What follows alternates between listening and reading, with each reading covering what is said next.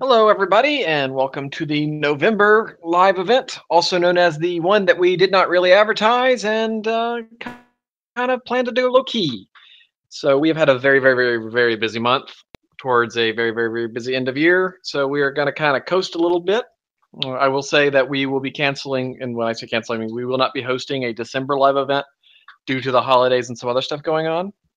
However, we will be, of course, picking back up in January as per normal. So all drawings will be done just sort of on the side, and we'll send out notes to people that happen to win because we'll have a bi-monthly and a badge that particular month. But other than that, we will be taking the month off to reflect on our sins. I mean, to have a holiday, whatever the suits are.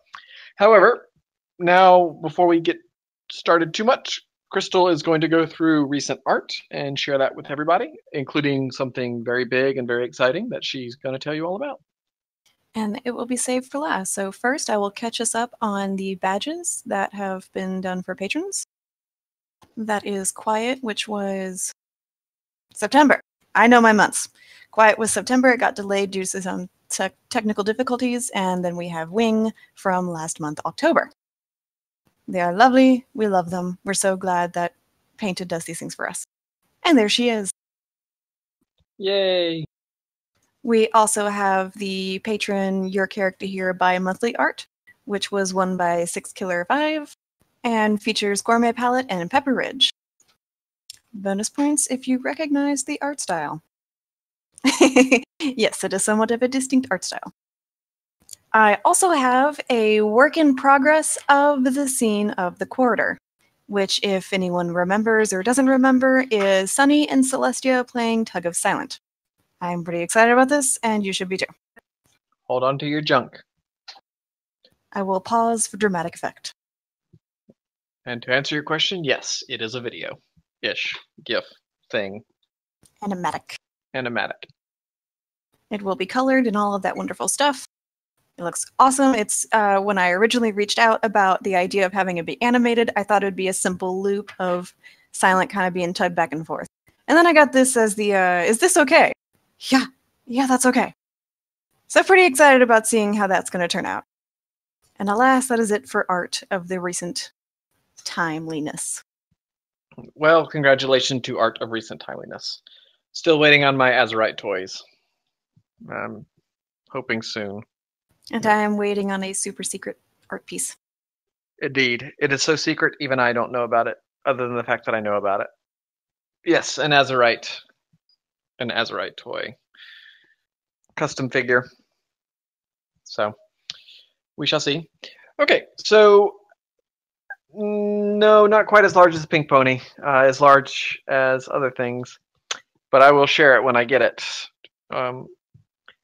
Anyway, so we have prepared very little for this particular live event. Like I said, it's been a very busy month, and Crystal and I put this on the schedule, but didn't really plan anything out, so that's okay. Wing, however, has prepared something, but we'll get to that in just a little bit. While we are floundering through our unpreparedness, feel free to drop any questions you have into the Q&A channel. It is on the left. It could use your love, because that's pretty much the primary of what we're going to be doing, is Q&A. Yep, we are having a lazy day. So next thing is the update on the hardcovers, and that's going incredibly well. Crystal's sitting at 79 books, so we just need one more to set a record. And the memoir second print is doing a lot better than I thought it would be, which is shocking. So we're at 41, which is 11 more than I was kind of stretch goal aiming for. So cool there. Crystal has currently finished about a third of her second pass, I think. Is that right? Give or take, yep. And she has coordinated with Nalu for some super secret plans to do a really awesome cover. It's going to be fantastic. So all of that is pretty much on schedule. We're looking at having no problem fulfilling in February, and this is not a promise, but there is a outside chance that it might actually start shipping in January and make it in January, but I'm not making any kind of promises because it just depends on how Crystal's schedule goes and then how fast I can get through her revisions and whatnot. But which does bring me to a point that I did kind of want to throw out there for everyone's knowledge. it's definitely going to be affected. The book editing and what a process is probably going to be affected by this, as are my updates. Who knows? So those of you who frequent the channel may know that I carry just a wee bit of work stress. I've been doing my job for about 3 years now, and I haven't really gotten anywhere in my career. So earlier this week, I called my boss and talked about quitting. So starting in the new year, I will have a regular office job. I will not be working from home anymore, which is probably going to cut into my productivity. I'm going to still strive to do 1 update a week. I'm still going to hope for that. But yeah, it's pretty interesting. I'm looking forward to it and dreading it at the same time. But that's where I'm at. Yep. So it's going to be a big life change. So she'll probably end up in the same boat I am, where we do 1 update each, but that's what it is. Day job's got to make you happy, because that's just kind of how it is. From my perspective, I'm going to continue to do my 1 a week. I'm not really having any trouble doing that. Pretty happy with where things are going. I think, obvious that anyone that reads trials can tell that things are getting very real. Pretty excited about that. I will be pleased with Monday's chapter. It's not done yet. I had a busy week, but I know exactly, I know all that's going on. It's just the wording part is not done. So we will be there. So really that's the update on most of those. We haven't made very much progress on Veil, which is okay. The goal is to have that be more of a long-term, really well done sort of story. So that's an excitement for us. But beyond that, we don't have a lot of updates. There's not a lot of patron updates. We're kind of keeping it the way it is so that we can achieve that bit of it. We are going to potentially do some upgrades to Azurite this next month. I don't really know if that's going to happen, but we might not. But other than that, we don't really have a lot going on other than our day jobs are consuming a lot of our time. So that's why, again, this month's live event is going to be pretty easy. So we're going to turn it over to Wing, and then we'll do questions and answers. So Wing has got a worksheet for you, everybody, to look at and complete in triplicate and send in for a score. I have uploaded it. Ansel was joking, by the way, about the test. It's okay. I wasn't. I'm going to ask questions about Wing's presentation. If you don't know the answers, I'm going to just start kicking people. Yay, I'm audible. Woo! As the wonderful garage door goes off beneath me. Okay, I'm going to give a minute for people to download that nonsense as I pop open a fresh can of The Physicist. Man, Crystal muted. I can't banter with her as I prepare myself. No, I just don't want to accidentally queue up. I'm here. You're here? Here. The Physicist tastes like Dr. Pepper. It really does, though it's a little bit more cough syrupy. But I kind of like it. It's kind of like a little bit of a masochistic thing going on. All right, is it time? Is everybody ready? Is everyone prepared? It feels like it's time. It's time, buddy. Let's do this. Hello, everyone, and welcome to Combat Writing with Wing. Because why the hell not? Now, before I go off the deep end of the final subtitle line, I do have to say this is a little bit experimental. There are actually slides because I'm a physicist and that's what I do. So it's not necessary that you follow along, but I will definitely indicate where we are, and it's certainly useful, especially if you want to see pretty pictures and all that junk. So now, just for the amusement of 6, pew-pew lasers.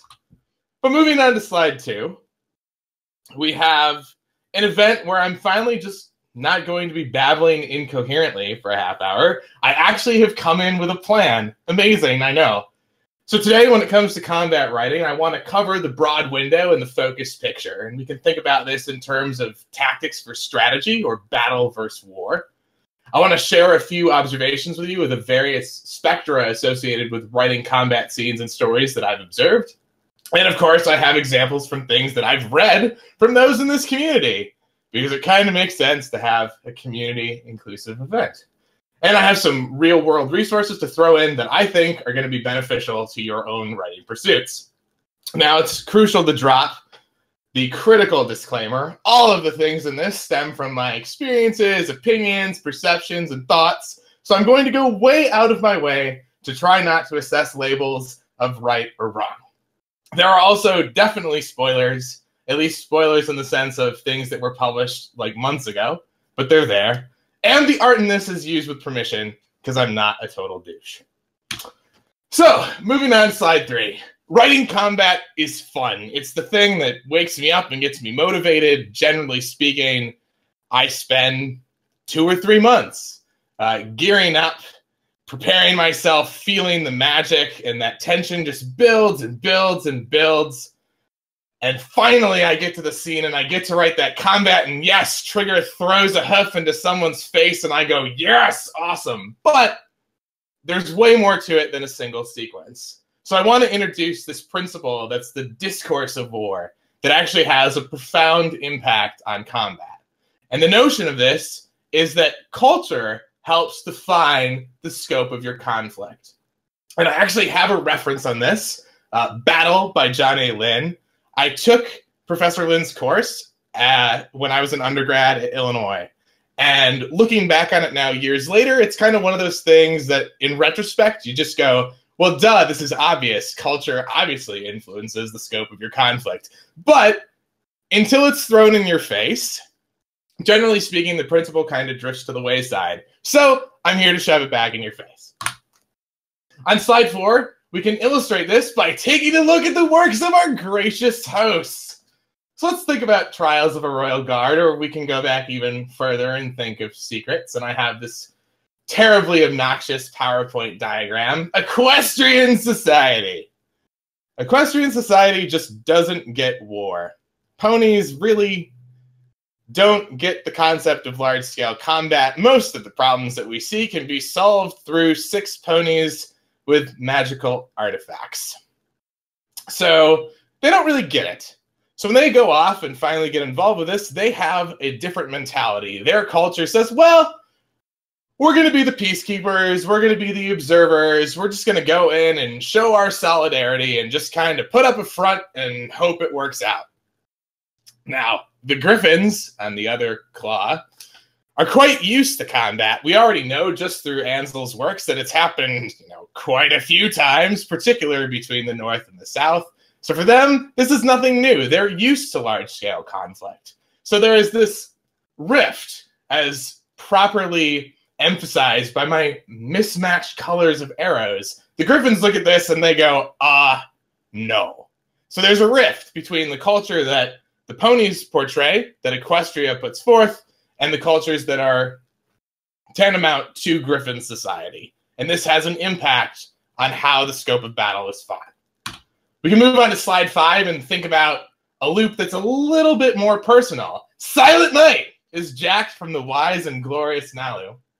He's got quite a few complex feelings when it comes to Griffins and other Griffins, and we can think about how this gets motivated. You have the historical arm through Stratus, his dad, right? Stratus went over, had some pretty nasty encounters and feelings with the Griffins, and when Stratus returned, this influenced how Silent was raised. It influenced how Silent was seated to think about equestrian culture as a whole. You also have the broader arc, which is the previous encounters with Griffins, seated equestrian distrust, and this distrust manifests itself in the things that Silent does. Most notably, his Dark Ops operation to go absolutely own Alistair, and just even the thoughts that he has when he's sent over to the Griffin conflict. Right? Think about it like this. Silent goes over there, he's with the other ponies, and what are the thoughts? The thoughts are all, well, oh boy, we're here and we're going to try to put up this front, but this distrust exists, and I expect it to manifest in a conflict. There is that fear that it's just going to all break down, and they're going to be thrown in to the Griffin side of the cultural perspective. So the key thing here is there's a cultural relationship that has an effect on the battle sequences that Ansel writes.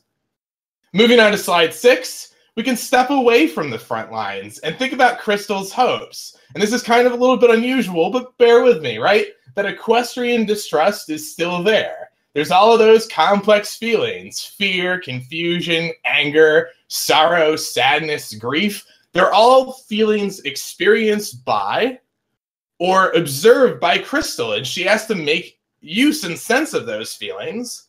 And a lot of the time she'll use Wallflower, kind of that historical voice, that historical view, to mediate those feels. But the key that I'm trying to make here is that even though Hopes is far removed from the combat itself, the cultural impact is there. So let's say you're writing a story and there really isn't combat present. You can still have those cultural elements to add to the depth of your work. Moving on to slide 7, the discourse of war is a really broad subject compared to combat itself, but it's crucial for setting the scene. Think about weapons. Preferences and skills vary based upon cultures. Some preferred swords, some preferred pikes. Think about Sparta in ancient Greece. They had an obsession with the shield.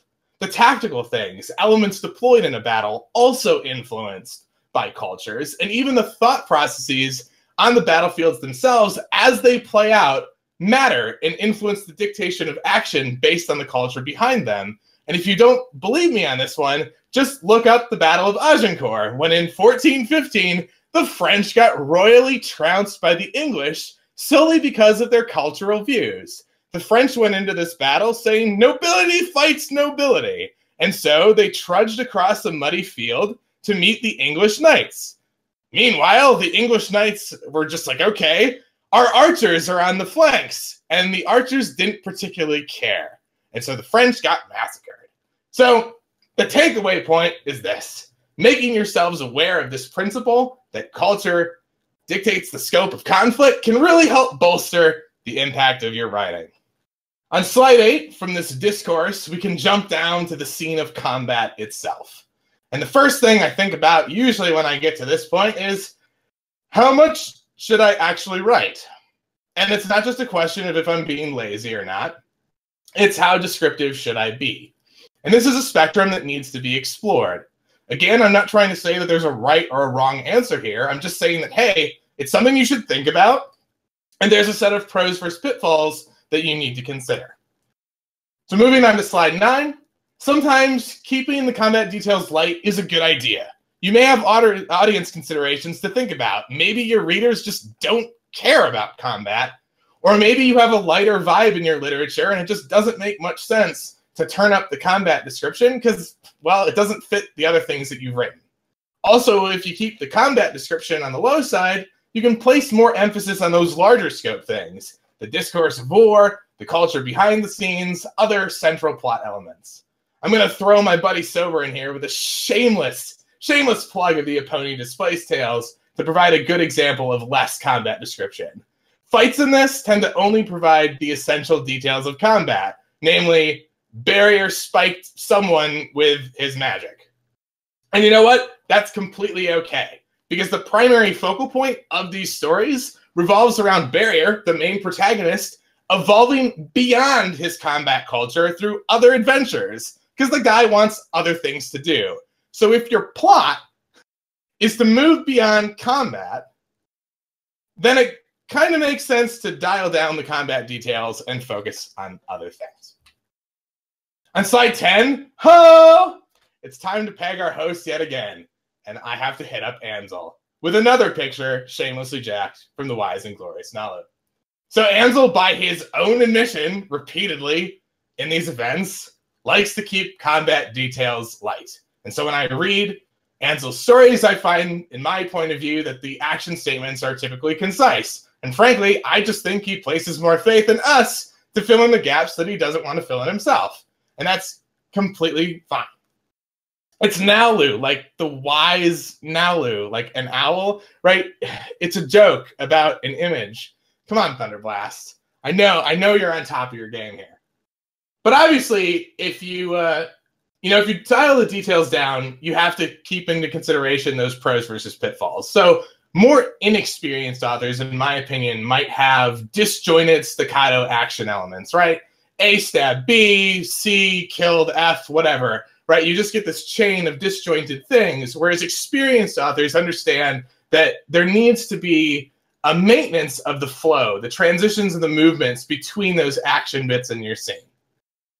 Another thing that I noticed, particularly when reading Ansel's work, is that by dialing down that combat description, there's a lot of room to focus on the mental or societal undertones in the story. And the one thing that stands out more than anything else in my mind is when Silent rides the dragons in to deal with the griffins.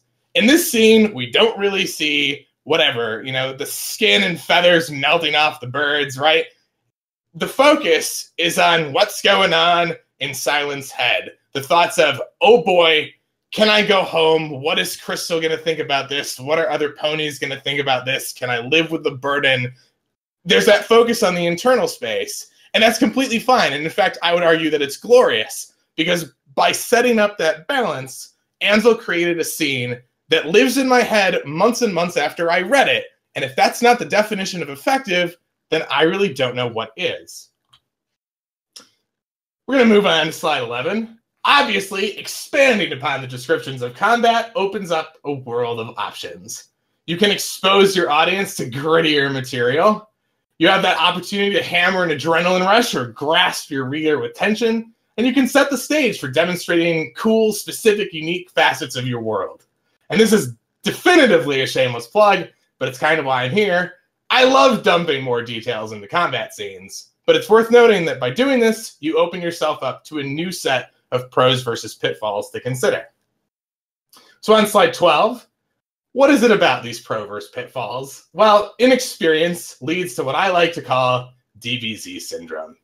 In the most severe case, this is where an overload of description can make the readers just completely forget what made the combat important in the first place. In the more tame sense, it's just when scenes outlive the usefulness for moving the plot. And then again, Dragon Ball Z Resurrection F made over $8 million, so what the hell do I know?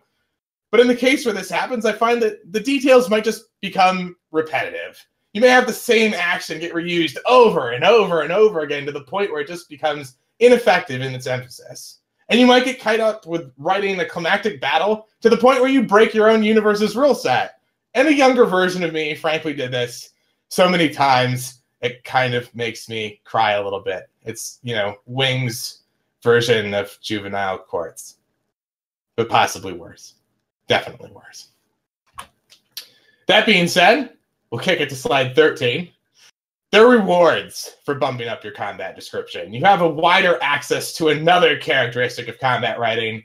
And in case it isn't clear by the wonderful Playmare Bunny version of Wing on the screen, you can just tap forward to slide 14 and see that I'm talking about style. We're going to get to this in a moment. There's another aspect that I want to just briefly mention here, and that's when you up the combat description, in my opinion, you have a higher probability to immerse your audience in what you're trying to portray. You can draw the thoughts to the physical space as opposed to the internal. And actions tend to be bolder than merely thinking. There's a profound impact here that could be exploited. And frankly, when I think about this, I just reflect back on the numerous times where people have told me deeds, not words, actions matter.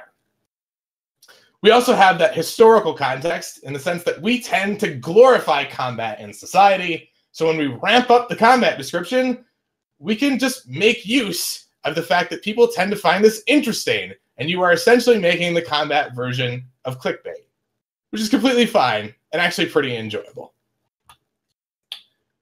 Now on slide 15, I said I would get back to style, and now I am. What I mean by this is how we choose to execute our combat scenes. And this really, the sea of possibilities here is pretty much endless, but I just wanted to pluck out a few typical forms that I recognize when I read stuff on FimFic or elsewhere. You have stories that are technically proficient, where you have the emphasis placed upon machinery, weapons of war, how things work. This is the engineer's approach. And honestly, if you want to look at something, I strongly recommend checking out the tech aspects from the Rowan universe. Clear Skies did an amazing job at assembling this crew, and this is a role-playing game, but the lore and the details and the backstory here is pretty awesome. So he did a totally amazing job assembling how planes work, how weapons work. So if you want to dive into technically proficient things, this is a place to go. You also have authors who love the theatrical battles, where you step outside the bournes of realism to produce memorable things. You build a stage elevated above the rest of the world where your characters can stand in glory, right? And this capitalizes on that addiction to glorified combat. Duels are a great idolized example of this. And I'm going to throw in my second shameless plug.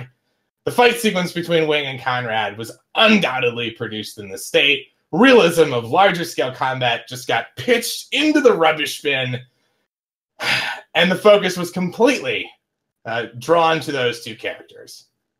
This is also a great place to emphasize the negative qualities of a villain. And are you ready for this as I lean close to my mic? If you want to learn all about how to make a good villain, you should check out the last live events workshop from Goal. And that, kids, is workshop continuity. Okay, slide 16. One of the big favorites for me is the transformation of flow.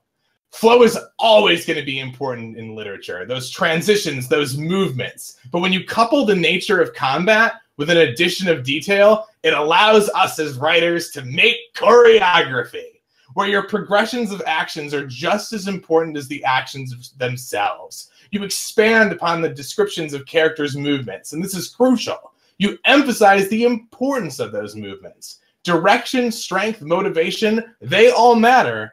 And when all is said and done, you get combat as a dance. And that's why a picture of Velvet's on this slide. Time for Wing shameless plug number 3. This is where I was in the early chapters of A State of Darkness. On slide 17, you could also take a hyper-realistic or realistic approach, where the emphasis is placed upon making combat details as accurate as possible to the human world, but I term hyper-realistic, or as feasible as possible given the constraints of the written world that you're producing, aka, realistic. Ha ha! As you gave me cake. That's awesome. Now, you can use first-hand accounts, general military history texts like Fuller, to bolster your knowledge in these categories. If you have any friends or family who served, they can be great primary resources to help encapsulate your knowledge and guide you in this writing. But I think it's important to state that this is a meticulous craft, and it's really easy to break the suspension. And I'm actually going to touch upon that point in a few slides. On slide 18, I think it's important to say that style is more than just choosing to point on a line. In some previous iteration of this talk, I tried to sell this as a spectrum of style, and I just kept telling myself, no, this is bogus.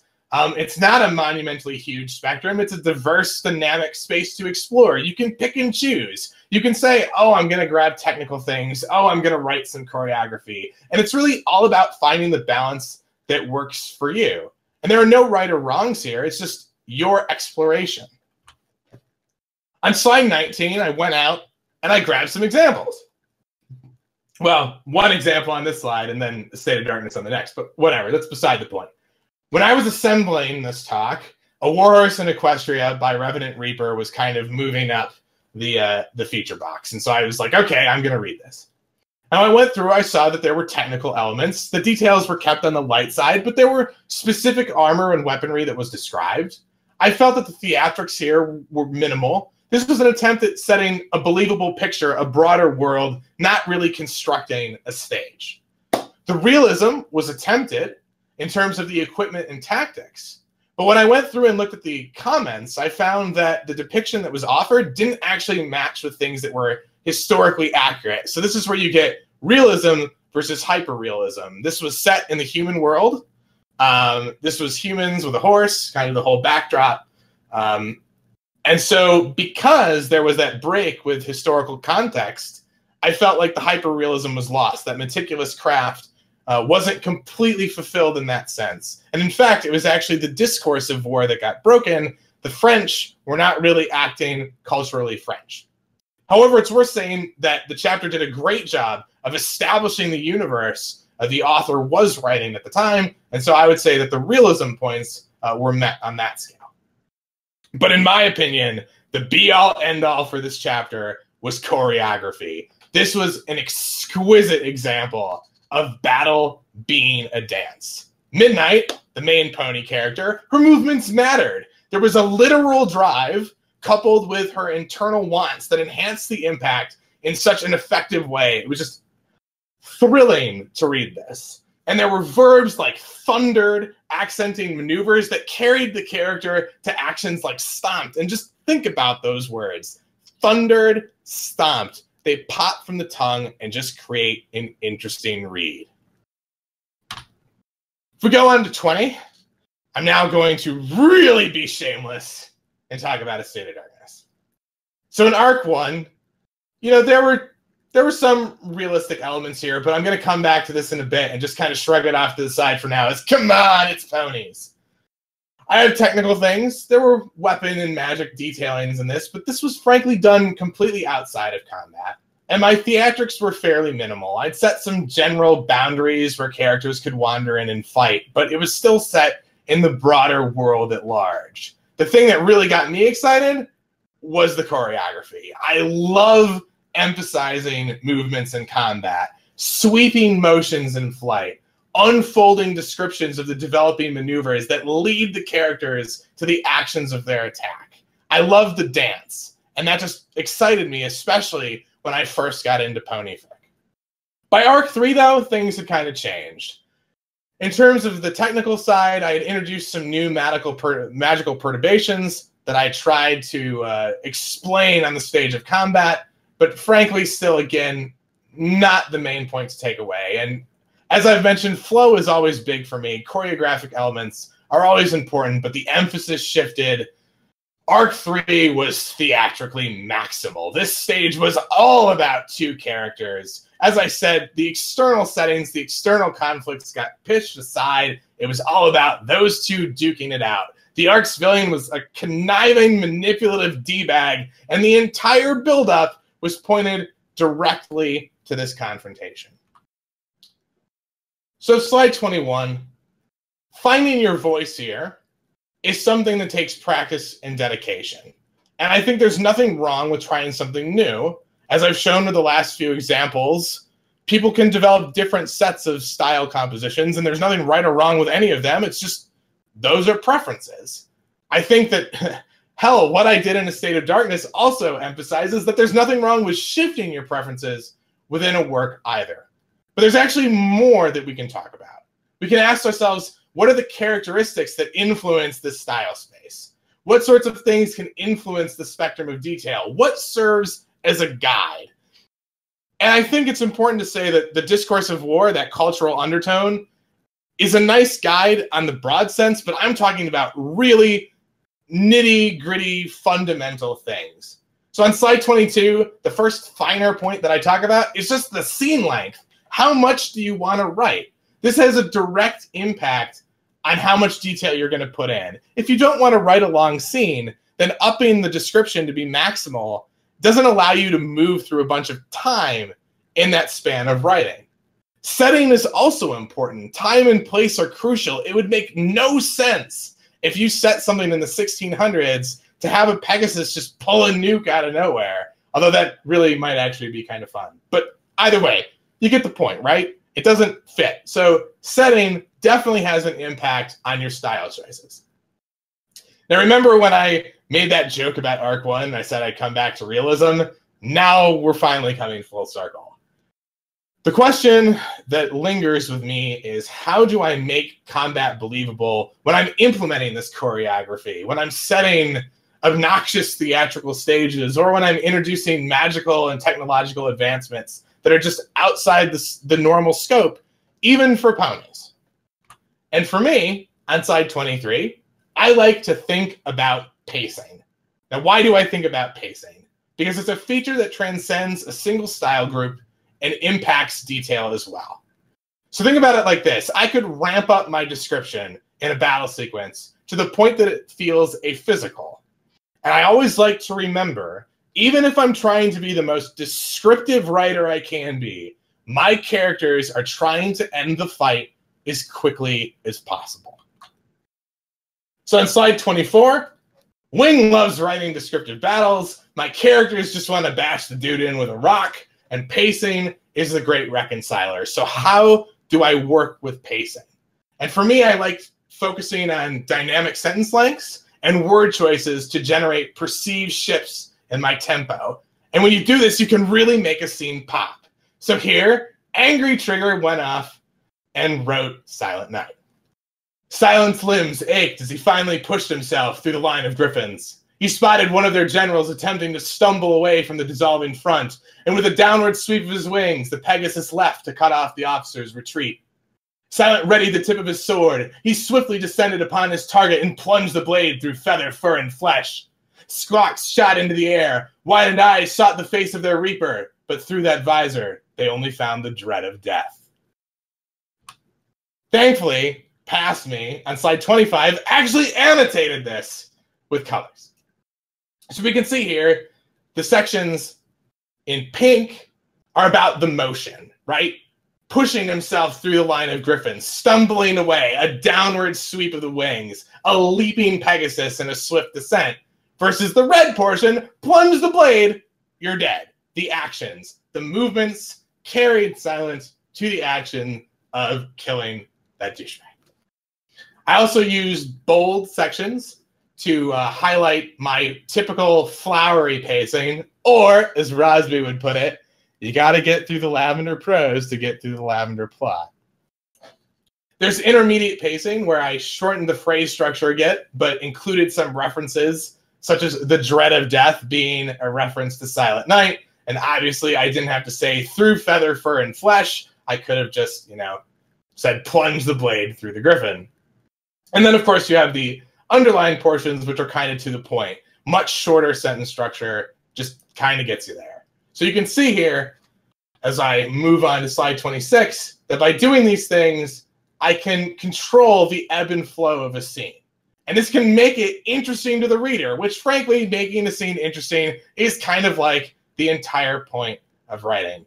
Well, maybe not the entire point, but pretty friggin' awesome.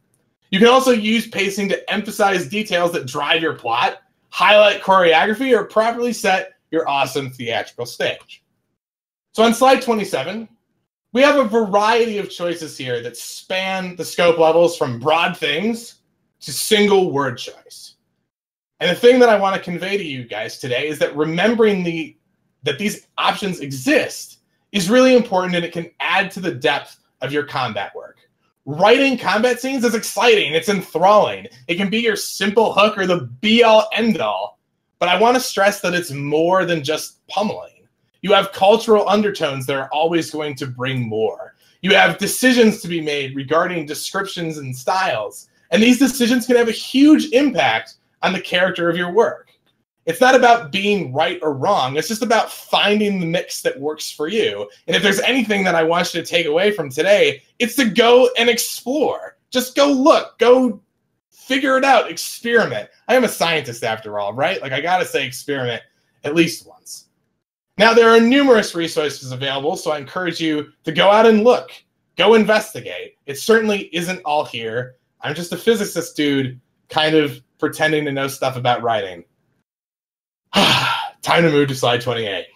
So, that being said, script fillies and cults, it's time for me to dig down deep. Get the hell off my PDF, you Celestia blessed hippies. Well done, Wing. That was very well done. If anyone has any questions for Wing, now's the time if you want to put them in pub chat, particular things. I will say one of the big takeaways I had from this, Wing, was talking about the cultural context, because that is something that I consider all the time. Perhaps that's the one I do the most versus all the other things, which is what's most important to me. So it's good to see that quantified in a way that's approachable. Dude, seriously, I loved taking Lynn's course. It was really eye-opening for me. And I know, like, in retrospect, right, like, you go back and you're just like, well, duh. But when you take the time to explore it and see the numerous examples where culture really did influence combat, it's incredible. Yes, indeed. So anybody, questions for Mr. Wing? Dr. Wing? Ha! Okay.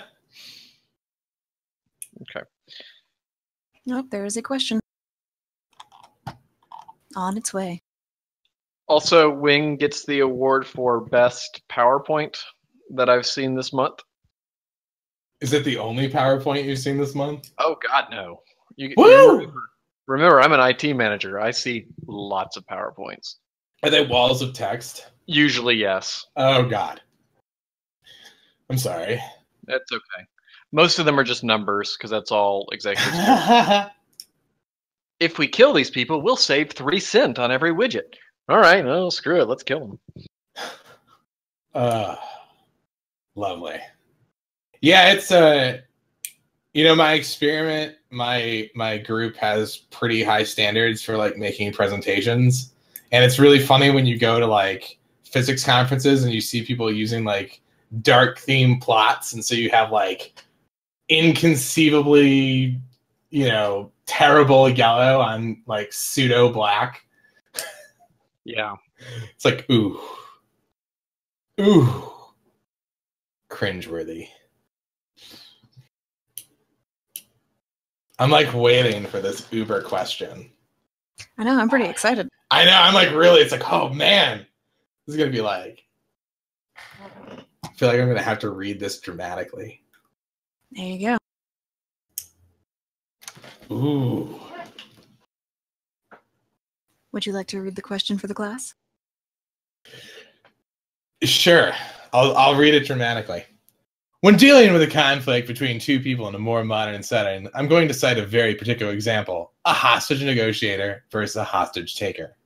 Is the hostage in this case aimed more from the hero or the villain of the conflict to gather more personal involvement that you've seen? And furthermore, is the hostage itself something more of an object or a person in this case, given that often they are not directly central to the story in most cases?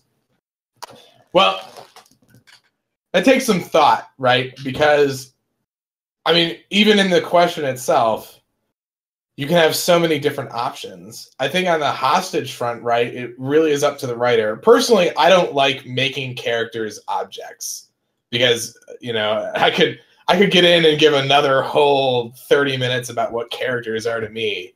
And from my perspective, they're kind of just little pieces of myself, right? So I never really like throwing characters out there in a sense where they're just an object to be used in a scene. I always like characters to have a purpose. Now, modern settings are definitely a little bit more difficult in terms of understanding them in terms of large-scale conflict. I think it's hard to view a hostage as a villain. I feel like we have more bias in society to view a hostage as a victim. Maybe not necessarily as a hero. Maybe another character will come in to play the hero in that case. But now that you've mentioned this, I would really like to see a story where the hostage is the villain. I'm kind of curious to see how you would pull that off. I bet Goal knows. See what I did there? Master of villainy. There was a question, Bloons. Silly Bloons. I don't think Bloons is in the channel. Aw. Wah, wah. Bloons, I gave a talk about combat writing, and now people are asking questions. Because that's how it rolls. All right. Any other questions? No, there's a question. Ooh. Ari's on top of this, like a boss. Okay, so I think for me, because I've written both first and third, right? So there are definitely challenges with writing a first-person story and having a lot of characters in combat. Generally, my solution for that one has been I will break off another subset of characters to go fight a battle away from the person carrying the perspective card. And it's just kind of there, and so the details are described, but the person with the point of view won't necessarily know the details of those actions until they come back together and debrief. So I guess that is the... that's kind of like my first thought on that. My second thought is that I grew up watching a lot of anime, and I know that's like automatically a cringeworthy response in some senses, but I definitely like maybe a character is like flying in, for example, and the camera is like following them from the start of their maneuver, almost carrying them to the point of their action, and then the camera will pan away to focus on another character who kind of moves in from the side, for example. So like there's one scene I wrote in like the late stages of Arc 1 where it's Wing and Trigger and they're fighting like the baddies, right? And Trigger goes off and does his dream shell thing, and Wing is like duking it out with a crazy blood lady. And so there's this handling of once Trigger goes through the dream shell and casts his magic, the relaying of information between the two of them becomes disjointed, and there's a disconnect that has to come back together when all's said and done. So, the final point of Irie's question, I feel like that's largely up to the individual writer. I personally like to focus more on the individual. I think that, again, my sense is I consider my characters part of my imagination, and when I put them out there, I'm kind of dumping my soul into something. So I want things to be kind of centered around the character interaction and what they're going through. Then again, that being said, when you present that giant cog, it's pretty awesome, right? Like when you have the whole gear set going on and you have the big thing turning in the background, and it's very hard on, say, the front lines to get or feel that bureaucratic push from behind, right? So it's kind of interesting when you have some ability to relay that information and have it passed down and trickle down to the bare bones of your character interaction. But for me personally, I am all up in the character space. Favorite flowery description of action in combat? Oh, the wise Nalu speaks or writes. Am I allowed to embarrass myself with this question? Sure. Okay. So I'm going to go off and rant about back in my day when I was a wee little kid and I wrote things that broke my own universe's rule set. I decided when I was in grade school to write a story that ended in the middle and began with the end. And kind of did like a 6-1-5-4-2-3 sort of thing. It was so stupid. Like it was awful. Neon, it was worse than Tarantino.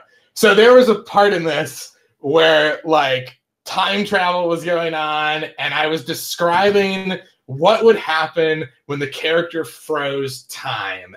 And it was just like, you know, she had this generator and like there were all these bullets coming at her and she froze time, and air was described as feeling like bubble wrap. Like she would walk through it and she could kind of feel like the pops. It was so ridiculous. It was just unbelievable. It was so just cringeworthy bad. Like it really is my juvenile quartz. Whew. Looks like you got a few more questions in there. I know. I'm like scrolling back up. It's like, oh god. All right, I got to read Strat's question very, very carefully. That's the crucial part. This is going to be the most shameless thing I've probably ever said, but I'm going to say that the time I've spent playing Mech Warrior would influence my writing of vehicular combat more than anything else. I think in that sense, you can totally introduce a dueling society even through vehicular combat. And it really, in that sense, it truly is a cultural thing, right? Like in that entire universe, you had one subset of culture that was very honor-driven, and they would, even if they had an entire, like, 10,000, man front line of mechs, they would walk out one at a time and duel each other just on the principle of honor alone. And then you had, the other case where it's just like, no, screw this. So I think that you can definitely apply similar sorts of things on the vehicular side. I think that's certainly reasonable and possible. As for silence dragon riding, to me, my big thing about that scene wasn't necessarily the cultural impact. My big thing about that scene was that by driving down the actual description of the combat details themselves, Ansel was able to focus on the internal state of Silent. Now, obviously, Silent's thoughts are driven by his upbringing and his cultural influences, right? But for me, it was more about that spectrum of detail and description. I'm not sure that it's really right for me to necessarily judge how open and engaging I feel that was, because like I enjoyed the hell out of that scene. Like I said in the talk, it's one that stuck with me for a very long time, well after I read it.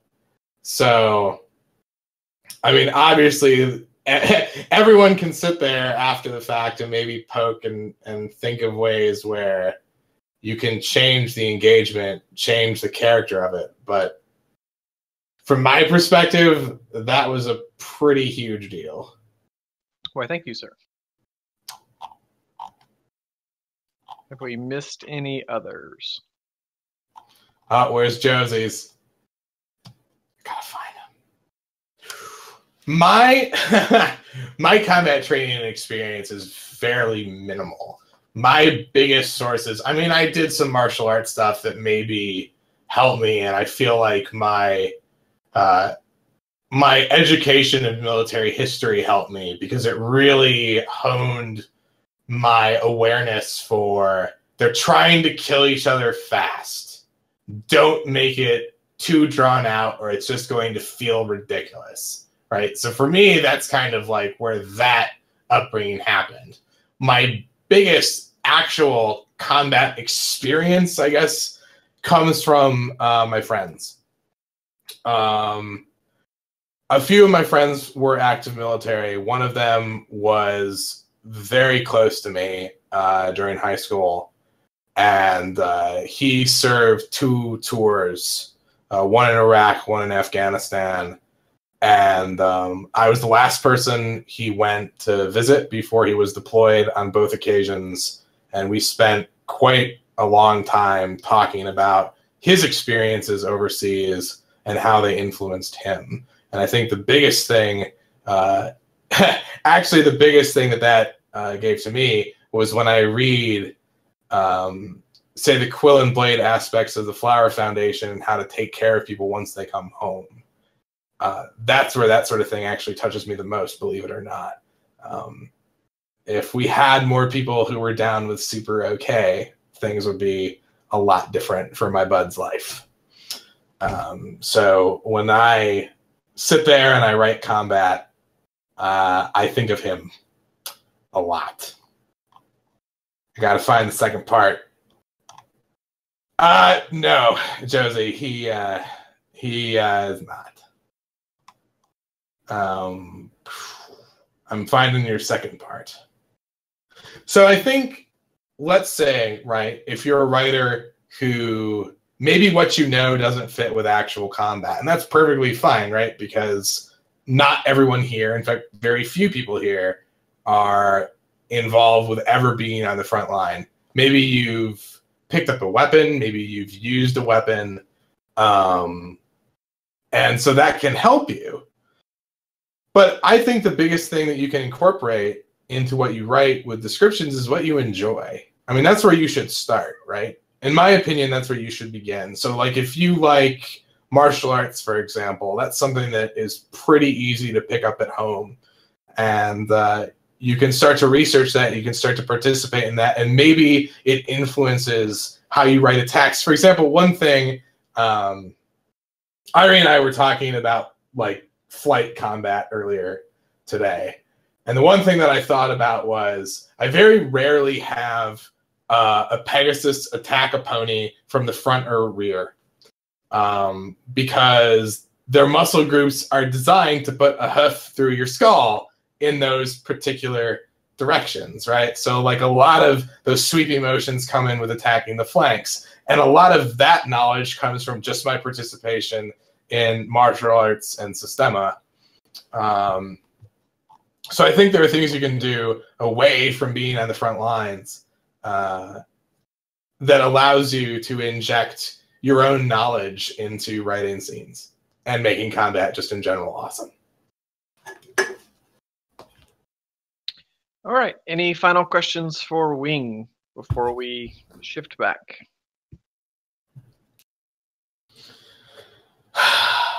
Well, seeing as how I designed a bunch of, revolvers that could be used by ponies, but oak blades are always going to be my favorite. Always. Tail's scowling at me. She's internally scowling. The next spawning of questions begins. Strat, I think that depends on just how you want to write it. So one of the things that I did is that, right, A State of Darkness is all about Wing makes magical firearms, like he invents them. And there's this whole big fear that, at least on his side from the academic world, that if these things proliferate, it's going to cause chaos. Now, a lot of that was done in terms of the plot, right, because it kind of makes sense and there are parallels to like nukes in human society. But the real reason why I did it is because it would really suck if that thing just came in and became the be-all, end-all answer to everything. At least in my opinion, right? Other people have done it. I've seen other people introduce firearms and do it in a way that's really cool. And it doesn't make combat impersonal. You can focus on, for example, the internal state of maybe a pony firing those weapons for the first time and what he or she is thinking. There's a lot you can do. There's a lot you can explore, right? And you can tweak the dynamic of what the culture is saying. Maybe pony culture is like, man, screw these weapons. That's another thing about A State of Darkness that was true. Culturally, pony society just wasn't ready for the implementation of mass-produced firearms. And there was an understanding and a tight circle of leadership that would be a bad idea. And so that kind of set up the entire plot that exists. But you can do whatever you want, right? You can tweak that cultural impact. You can tweak the mental state, right? Maybe you dive into the technical aspects of what it's like to produce a firearm, or maybe you dive into the theatrics of what it's like to have a stage where those things are in play. That also comes along to your cultural context, like you talked about, where if you view the War Luna, right? The War Luna might be more interested in that sort of thing versus the, not War Luna. Yep. Now that Snow said unicorns riding Pegasi to make bomber units, one of the things, like, if I said I wasn't going to do right or wrongs, but one of the things that I really like is I feel like if you're a non-Pegasus fighting a Pegasus, you should be going after the wings. Like, essentially always. I'm like shaking a screwdriver, like people are going to somehow see my, flamboyant personality when they can't see me. Yeah. If you want to make unicorns riding Pegasi into bomber units, I would be amused by that. I wouldn't mind seeing that. It'd be funny. I'd be amused. You can have plain ponies. Look, one of the things when I was constructing this whole workshop event was I thought I could dive into, essentially maybe give more written examples. Like I wrote that silent section because I thought it would be interesting. And at first I was like, well, maybe I can have a bunch of those and, we can kind of work through them. But the more I thought about that, the more it was just like, this is forcing my style choices into your perception. And I think it's just better to cover those elements that can influence you so you understand that they exist. And if you have awareness, if it's put into the forefront of your head that culture matters, that you can have these mixes of style and that you don't have to feel frozen into something, that's beneficial. So if you want to write something, do it. Like, just do it. Cue memes.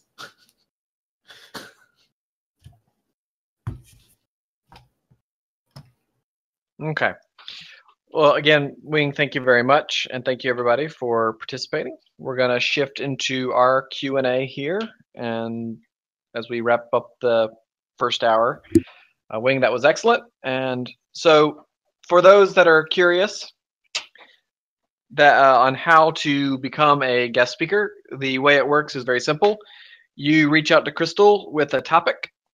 So, Gold did villains, Wing did writing combat, things of that nature. Crystal will collect those, put them on a poll, and then your peers will vote on what they want to learn next. Very, very simple, very straightforward.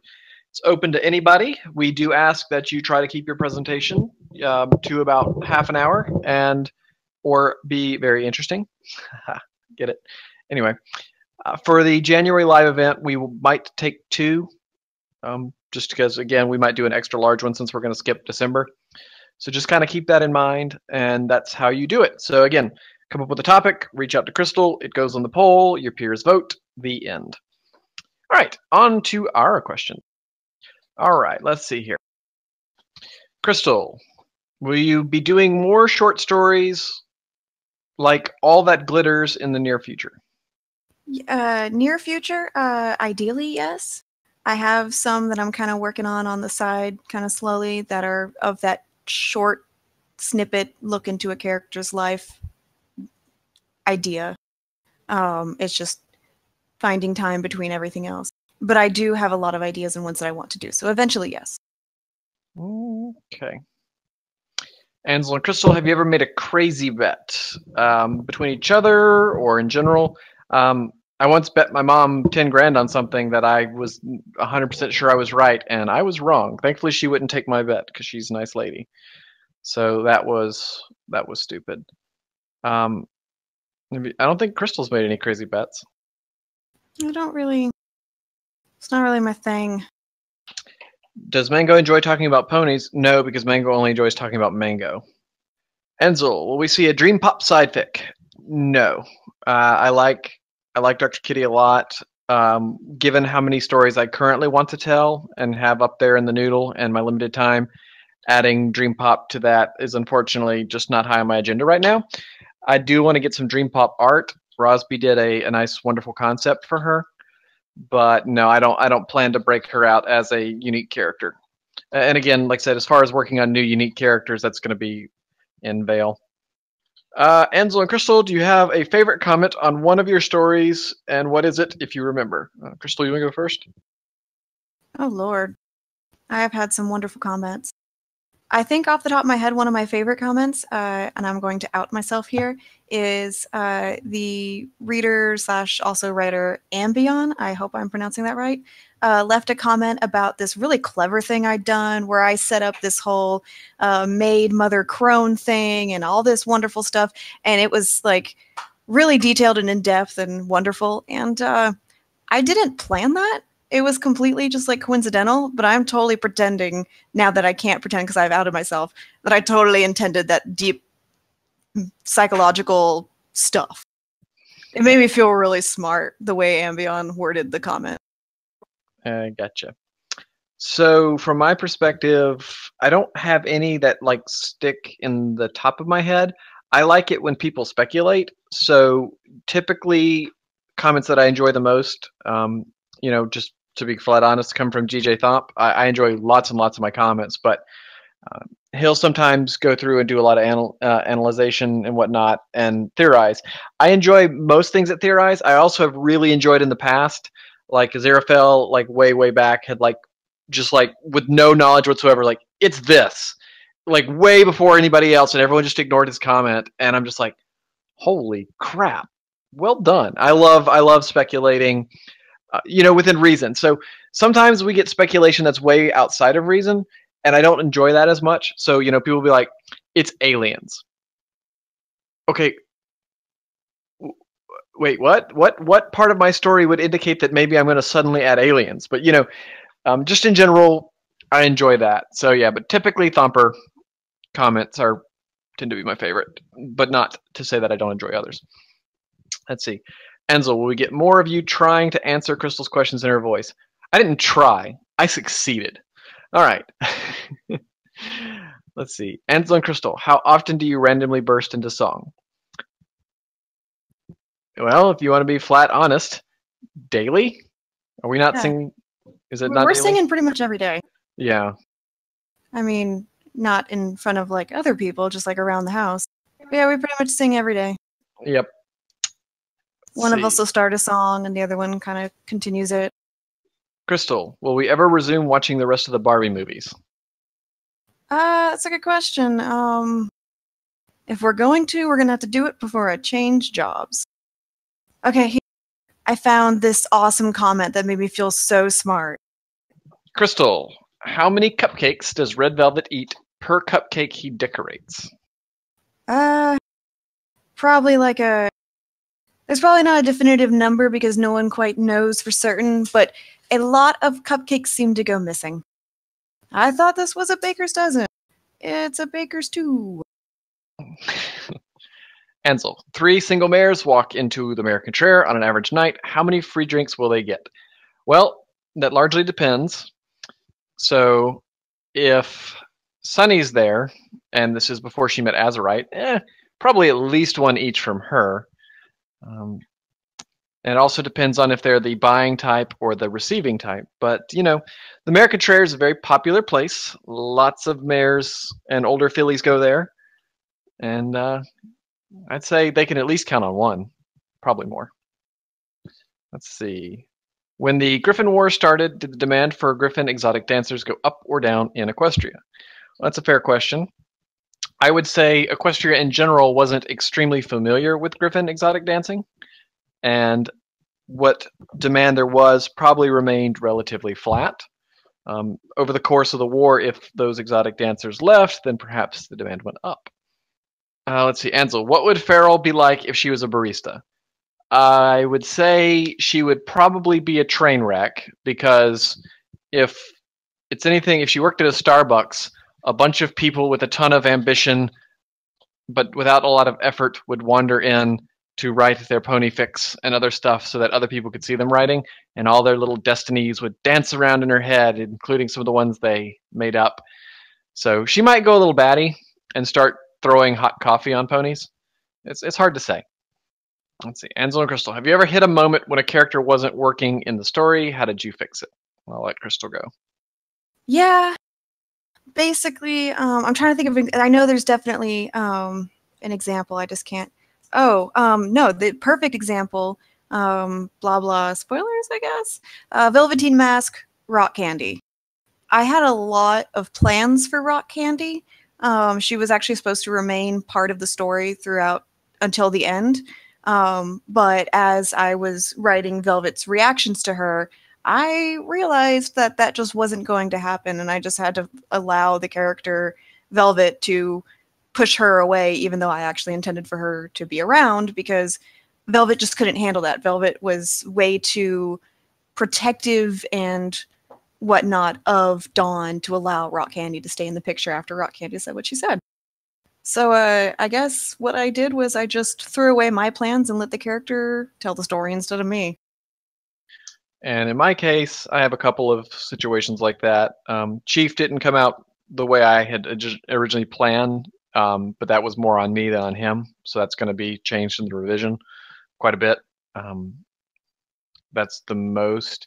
The thing I struggle with right now is having too wide a group of characters to where I've had to basically start limiting on who I can put in for the very intent of the story. And that's not exactly what you asked, but that's kind of where it is. And so, Crystal, will you ever consider writing a short story in which each of you writes each other's characters? I would say we're not planning on that because we already do it. So contrary to what others may think on how we work, typically when we write each other's characters in our main stories, very little is changed by the other writer, and very, very little is ever written by the other writer. So I will say, like, you know, one of the highest compliments Crystal will occasionally pay me, she's like, you nailed Crystal perfectly. You know, it's more of the level on which we do it. So at this point, we both write each other's cast really well. So I don't know that putting together a short story would make a big difference. I don't know. Do you have any Thoughts on that? I think the only difference would be less about the character and more about the story itself. Since if I were to write a story with one of your characters, it would obviously be very slice of lifey, introspective, day in the life of kind of thing, whereas you would probably write it a lot more the typical, instigating event, rising climax, and then falling, et cetera, et cetera.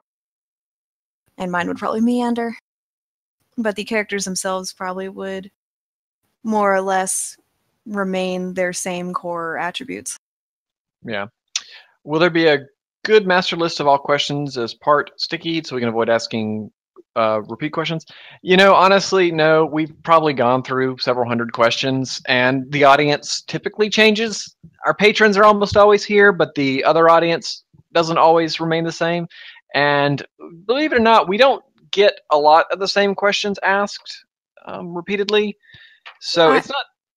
I also wouldn't mind if a question was repeated because A, different audience, different people around, and B, the answer might change. Also true. That was my next point. Is sometimes the answers change over time. I didn't mean to cut you off. Yeah, it's all right. Let's see. How much did you plan your stories ahead? How much room do you leave open that you allow to make changes that are that you thought of later along the way? So this is an interesting one that's going to be a pretty big contrast. Do you want to go first or second? I plan very little. I kind of just fly by the seat of the pants going on and whatnot. I will have the general trajectory of where I'm going. I might outline like some bullet points of things that I want to accomplish, and then otherwise I just kind of start writing. Like I said with Rock Candy, I had plans for her, and I thought I knew where she would fit in, but that changed, and I just roll with it. As some might say, I wing it, which actually wing is probably a major planner, so that actually doesn't really work. I'm totally giggling. Oh, you're still talkable. Who allowed that? So contrast, I plan a ton. So where the flexibility for me lies is in where chapters fall. So I will sometimes rearrange events to make the story work better. I also give the characters freedom within a given chapter, but they're given instructions on what typically needs to be done in a chapter. So I'll give you a prime example. If we look at the last chapter, and I'll be vague so that we're not too spoily. It was time to make utilization of that journal that Silent received, and then tie it in with something that would jog his memory, and then move the prevailing war along towards its course. And those were the things that needed to be done. Now, I will tell you this. The first draft of that chapter, which didn't actually make it onto drafts, was significantly inferior to what you saw. And I have no problem saying that, which is what usually happens because I'm a big fan of drafts. Like I do a draft and then do a follow-up because I do better correcting than just pouring out. So the characters have significant flexibility within a chapter as long as they're true to themselves, and that sometimes spins up subplots and other random things that I didn't intend. But hey, they do what they want to do. You can't control them, and you got to go with where they go. And once you understand your character really well, they should write a lot of the story for you, but you have to keep them on the path. So occasionally that results in me meandering. Crystal meanders way too much. It's just, and I have no problem saying that. She giggled, but that's her problem is sometimes she just gets way off track, and that's why her stories get so long. That's one of the things we're working on together, in Vale. I don't meander enough. She meanders too much, so we're going to try to find a nice middle ground. But from my perspective, again, I knew how Trials was going to end midway through Secrets, and the major events that I need to get through, the minor events that I need to get through, that stuff. So, but where I do differ is the timeline of getting there sometimes changes. So chapters get moved around, and what happens within a chapter is very, very flexible. I have basically, what I'd like to do with chapters, what I like to say is I set goals. So again, looking at the next chapter for Monday, the goals that were set were look at the, include, and this way, I'll say this, it's kind of spoilery, but not horrible, but this way you can sort of, when you read it on Monday, you can try to find and see what happened. All right. So if you don't want to hear a spoiler, I will put up a little note here, and then I will put it away when I stop. So hang on a second, let me put a little note. Okay.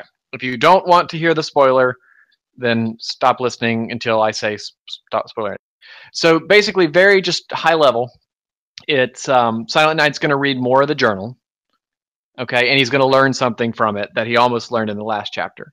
He's going to have a meeting with Sombra related to something very important, not related to the journal. There's going to be a cameo, an important cameo that has to be done. There's going to be a discussion of jobs, and there's going to be a result of something he talked to Luna about.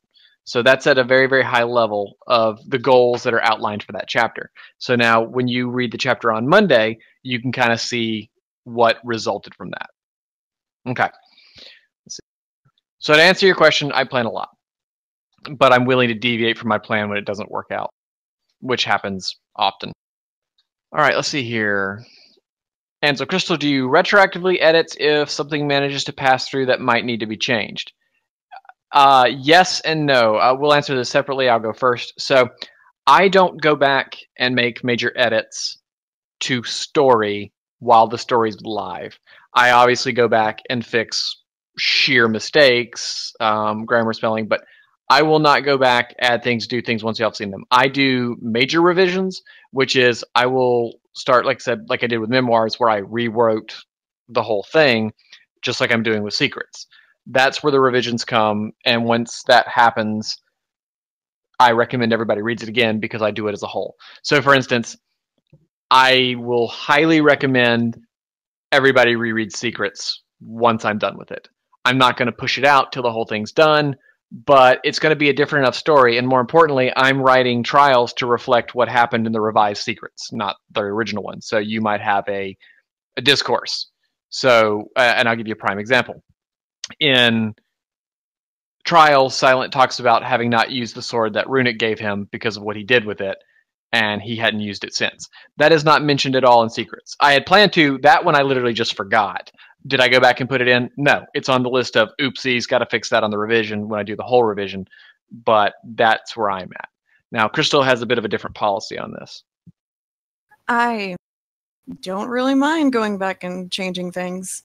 It's happened a couple times. Trying to think off the top of my head, Gulharu pointed out one time that I forgot a character's admitted and plot-relevant fear.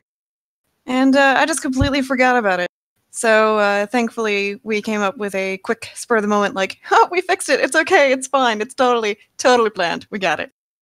There's just been times where I've just forgotten things that, like, someone knew that I was planning, or kind of, they remembered my own plot for me and pointed it out, and I just go back and just sneak it on back in there. There have been times where I've, like, done a blog post, be like, hey, so, like when I forgot the Azurite chapter in Crystal's Wishes, just like, hey guys, new chapter. It's from the past. Yes. Let's see here. Ansel Crystal, have you ever thought of making Mango in a pony? How is a pony? Mango is a pony. Mango appears in Sunny's Days. She barely speaks, and has the same personality of Mango. Crystal. Remember, Crosby doesn't actually read our stories. Yes, I know. Crystal, favorite Christmas cookie? That's an easy one. I know the answer to that, but you go for it. That's the easy one. My great-grandmother's cookies. Yep. Angela Crystal, do you mind that Christmas starts earlier every year? I actually do. I'm not anti-Christmas, but I believe that Halloween and Thanksgiving should be separate holidays, and that Christmas is not allowed to start until 0001 on the day after Thanksgiving. Then you can start Christmas. Yep, I pretty much feel the same way. Come on, Christmas. You're awesome enough as it is. You don't got to take over the other holidays. Amen. All right, Crystal Ansel, how do you decide who works on the workshop live events? May I do one? So yes, same thing as before, as mentioned. You send a topic choice to Crystal. Crystal adds you to the list. Your peers vote on it. Basically, we do not decide which topic is used. Your peers do. And Crystal, do you have a favorite pancake quote? Favorite pancake quote. I like the, there's one that's something to the accord of Fiddlesticks. I can't remember how it goes. It's the one. That's not that one, though. That's a good one. It's. I don't know. If I see it, I will point it out to you. I'll go hack Azu and find it. Okay. I'm going to share this GIF with y'all because I thought it was funny. All right. So thank you all for the questions. And again, thank you. Yeah, I just totally jacked that out of Tea Party. And thank you. Yes, I did. I did. He'll never know the difference. Again, thank you all for coming. We do appreciate it. And we want to wish everybody a very safe and enjoyable holiday season. Truly has been a pleasure to wrap up another year with everybody. I am incredibly shocked that we have been doing this for over a year now. And I'm not talking about writing. I mean this community. Now, we've been writing even longer than the community, but this community has been around, I think when we checked the other day, it was something close to 16 months, which is just blows my mind. And so while we'll be here in the channel, and people can talk to us and text us, this will be probably the last time we do any kind of vocal thing before next year. So again, I want to thank everybody for everything you do, your comments, your support on Patreon, just hanging out in the channel and talking to us, all the writing you do, the inspiration you bring. It's truly a joy and a pleasure for us to be part of this community and to have done any effort whatsoever to put something together that I am incredibly proud of. So thank you all, and we will see you at the new year. And we might do a minor event or something, but no, there will not be an official live event in December. We're taking that month off. I'd say something, but it just wouldn't be as nice as that. So I'm just going to say that I'd say something. Yeah, I really enjoyed that GIF. I thought it was funny. Oh, I think it's going to be the ASCII pancakes. I think that is so cute. We're going to go with the ASCII pancakes. It's my favorite pancake. I do like the ASCII pancakes too. Yes, Nolly, we will still do a December drawing for a badge. That is well as the OC of the month. As well as the OC of the month. That will be done. That is a fact. We'll just announce it through Patreon or through, I don't know. We'll take care of it. It's all cool. Yes. Yeah. So, all right, everybody. Again, you're welcome to hang out in the channel as always. That's not going to change. Crystal and I are going to have to walk the bird a little bit, get her wiggles out, and then we'll be back. And I got to work on this chapter, but we'll be around. So let's again, we'll see y'all shortly. Yes, Sir Rust Bucket is the winner of the badge of the month, and I will announce here. I did something a little while ago, and I will throw it out to people who are listening. If you go out and on a story leave a nice comment for that author, and then send me the link to it, I will answer one spoiler question. You may ask what you want, and I will answer. So go out and spread some happiness. But for now, we're going to go walk the bird, so bye, guys!